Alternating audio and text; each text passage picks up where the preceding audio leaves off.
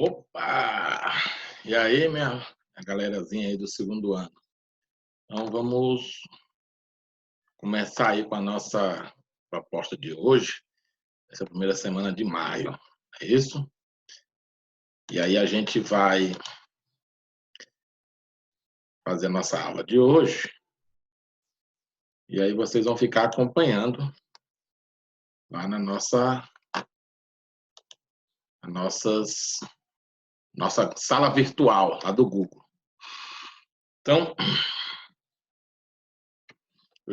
vou colocar também um tutorialzinho de como vocês vão ficar acessando lá na sala virtual. E aí, para essa semana aqui, nós vamos falar da parte da termodinâmica 1, né? Basicamente, falamos aí da parte do uso dos gases para realizar um trabalho e o princípio da conservação da energia, né? Que é a primeira lei da termodinâmica, né? Então, as máquinas térmicas são sistemas termodinâmicos que trocam calor e trabalho com o meio externo. Algumas delas, como os motores de automóveis, recebem calor de uma fonte quente e uma parte desse calor é convertida em trabalho mecânico. Lembrando aqui que a primeira lei permite o uso total, mas a segunda lei já viola essa história, porque não tem como uma máquina térmica consumir todo o calor e realizar todo o trabalho. Sempre uma parte fica perdida. É o princípio básico. A primeira lei fala da conservação de energia, mas aí essa conservação de energia tem os limites, né? Ou seja, ela se conserva, mas uma parte dela não consegue se converter totalmente em trabalho. Uma parte dela é perdida, né? Em forma de energia térmica, principalmente. Chama de dissipação. Por outro lado, os refrigeradores fazem o inverso, né? Eles retiram o calor de uma fonte fria, né? Que no caso é o congelador, e às custas de um trabalho mecânico realizado pelo compressor, que transfere para o meio externo. Ou seja, vai fazer uma inversão. Um pega o calor e faz movimento, o outro usa o movimento para tirar o calor. Nesse estudo, vamos analisar as leis que regem essas conversões. Certo? Que do funcionamento dessas máquinas. Iniciaremos com a ideia de trabalho, como eu falei para você lá no começo lá do sistema térmico. Então, tem aqui um dispositivo, né, uma espécie de um pistão, tem um gás aqui dentro. Esse êmbolo aqui é móvel, né? Então, de acordo com o que acontece dentro desse gás aqui, uma elevação, né, acrescentando calor, as moléculas se agitam mais, esse êmbolo se move. Se diminuir o movimento, o êmbolo desce. Então, no caso de expandir, o gás exerce uma força no êmbolo e desloca no sentido da força. Observe que o trabalho realizado pelo gás desloca no êmbolo, faz o volume do gás aumentar. Sendo assim, o trabalho será considerado positivo. Se aumenta o volume, positivo. Se diminui o volume, negativo. É o nosso caso aqui agora. Ao ser comprimido, o gás sofre uma ação de uma força exercida pelo êmbolo. Observe que o trabalho realizado sobre o gás faz seu volume diminuir. Sendo assim, o trabalho será considerado negativo. E aí vamos para a relaçãozinha de trabalho, que nós vamos usar em um dos nossos exercícios, né? Principalmente da atividade que está lá proposta já no Google, lá para vocês, que vale ponto, certo? O trabalho realizado pelo gás ou sobre o gás será calculado através da seguinte expressão. Tal é igual à pressão, vamos considerar constante, e a diferença entre o volume final e inicial, tá ok? Então a letra aqui, ó, tal, né? Medida em joule, pressão no SI é Newton por metro quadrado, volume em metros cúbicos no SI, e o volume inicial também em metros cúbicos no SI. Então, vamos ver aqui, ó, cuidado com essas unidades aqui. Apesar que a gente vai usar mais o joule, essa relação aqui, né? A gente vai arredondar para 4,2. O metro cúbico a gente vai usar bastante. A gente pode usar também o centímetro cúbico, certo? Então, essas comparações aqui vocês podem se atentar. Lembrando que um metro cúbico vale 1.000 litros, né? Que é 10 a 6 centímetros cúbicos. Ok? Então, vamos lá para um exercíciozinho aqui para a gente trabalhar. Então, uns exemplos resolvidos. Calcule o trabalho exercido sobre um gás ideal ao ocorrer uma compressão isobárica, na qual o volume é reduzido de 3 metros cúbicos para 0,6 metros cúbicos. Sabe-se que a temperatura inicial do gás é de 600 Kelvin e que existe do gás no interior do recipiente.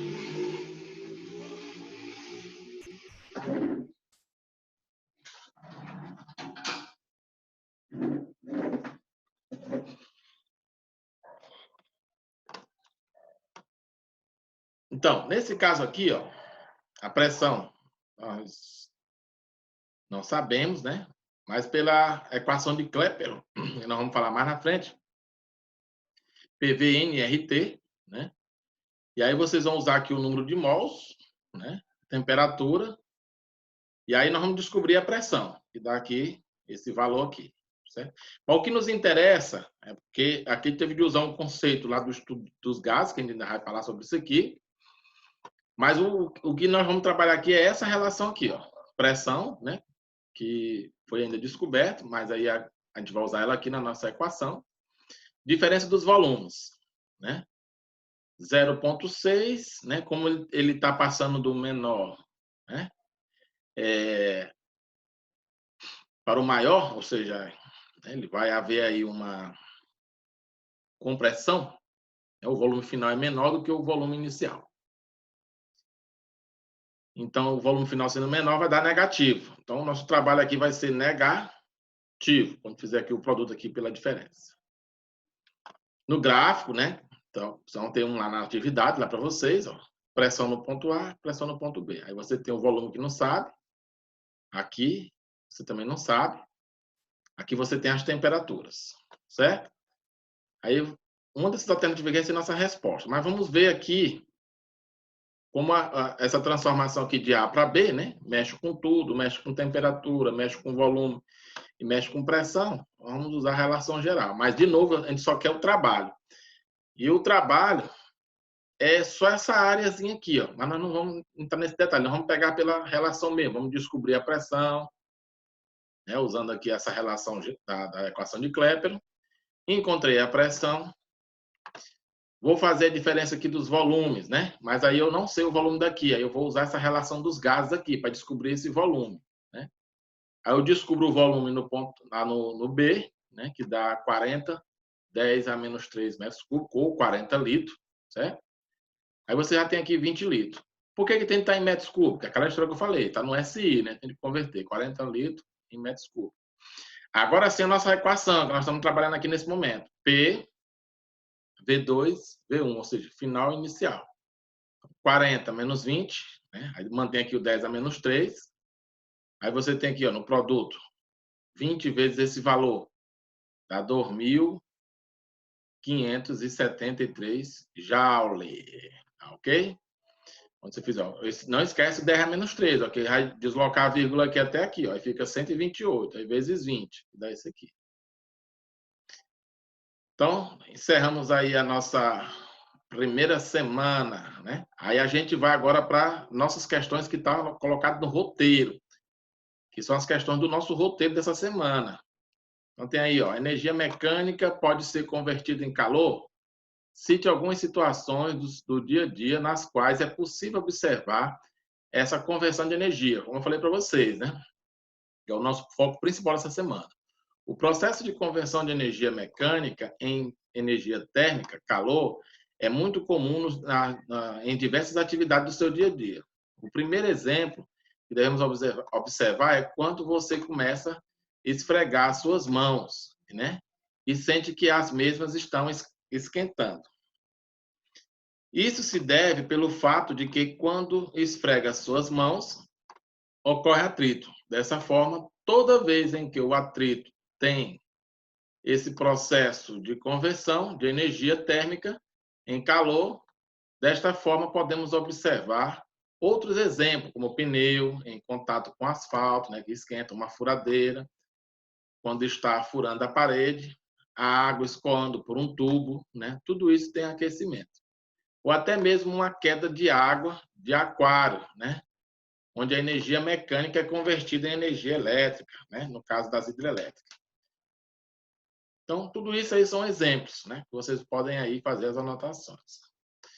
2. Explique com base no conteúdo visto até aqui o que podemos esperar, né, ao sacudir vigorosamente, continuamente, uma garrafa térmica contendo um pouco de água à temperatura ambiente. Isso aqui a gente já falou dentro da sala de aula, né, falando dessa experiência mental, né, que é a elevação da temperatura, né? Então, a explicação: ao agitar a garrafa térmica com um pouco de água dentro, continuamente, devido à energia potencial e cinética que a água ganha ao ser sacudida, com o passar do tempo ela vai adquirindo temperatura maior devido à colisão de moléculas de água com as paredes da garrafa e outras moléculas de líquido entre si. Porque, por ser uma garrafa térmica, a perda de calor adquirida pela sacudida é baixa, ou seja, ela aquece mais rapidamente e, ao mesmo tempo, leva muito tempo para perder. Terceira aí, nós vamos colocar aí para a gente fazer também, dentro de um recipiente termicamente isolado, ambiente e capacidade térmica desprezível, um sistema de pás giratórias, né, de 100 gramas de água, realiza um trabalho de 0,21 joule a cada volta, sendo 4,2 joule gramas Celsius, né, o calor específico da água.